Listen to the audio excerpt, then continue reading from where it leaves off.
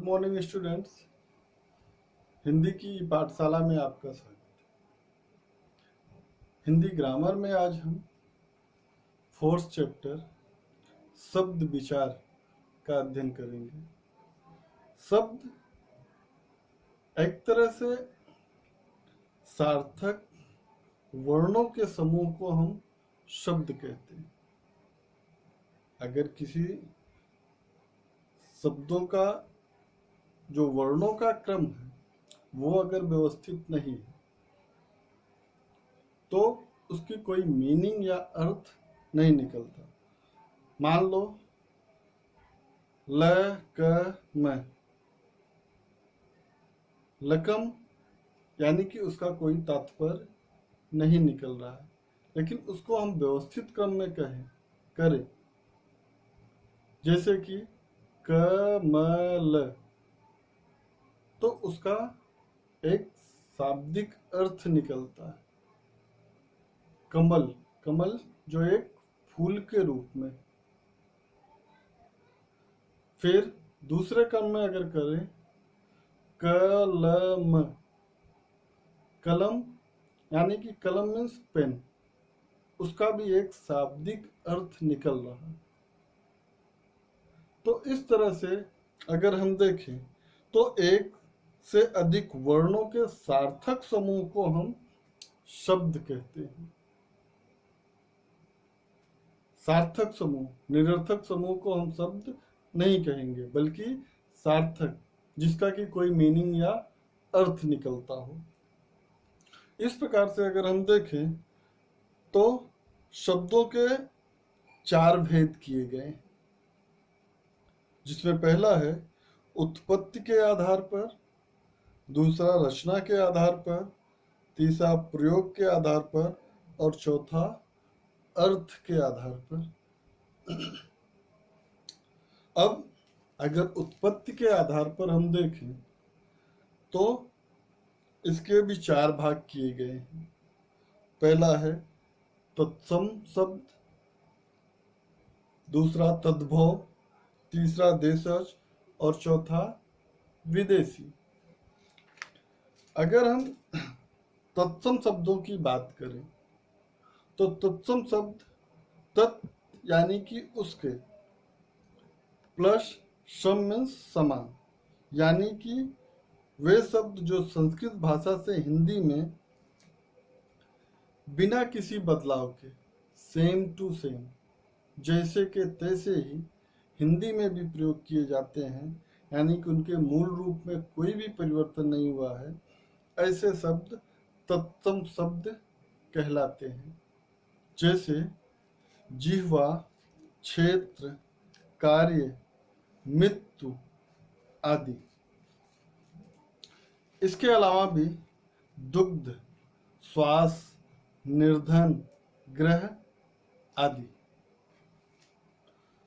दूसरा आता है तद्भव शब्द। तद्भव शब्द तद यानी उससे, भव मीन्स होना, यानी जो शब्द संस्कृत भाषा से थोड़े बदलाव के साथ हिंदी भाषा में प्रयोग किए जाते हैं वे तद्भव शब्द कहलाते हैं।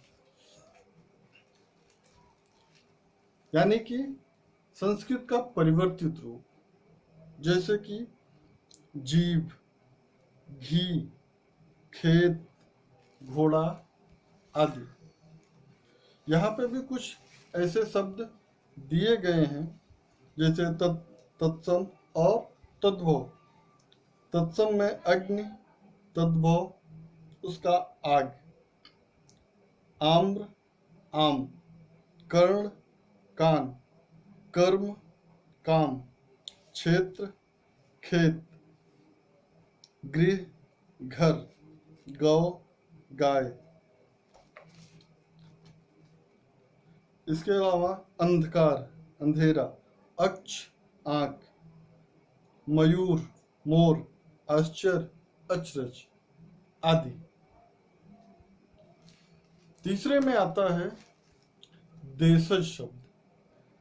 देश प्लस ज, अर्थात देश में ही जन्मा हुआ, जो गांव की भाषा या लोकल भाषा में हम जिन शब्दों का प्रयोग करते हैं उन्हें हम देश शब्द कहते हैं। यानी कि जो शब्द देश के विभिन्न प्रदेशों से प्रचलित आम बोलचाल की भाषा से हिंदी में आ गए हैं वे देश शब्द कहलाते हैं। जैसे खिड़की, धोती, लोटा, पेटी, बाबा, चुन्नी, खाट, पगड़ी आदि।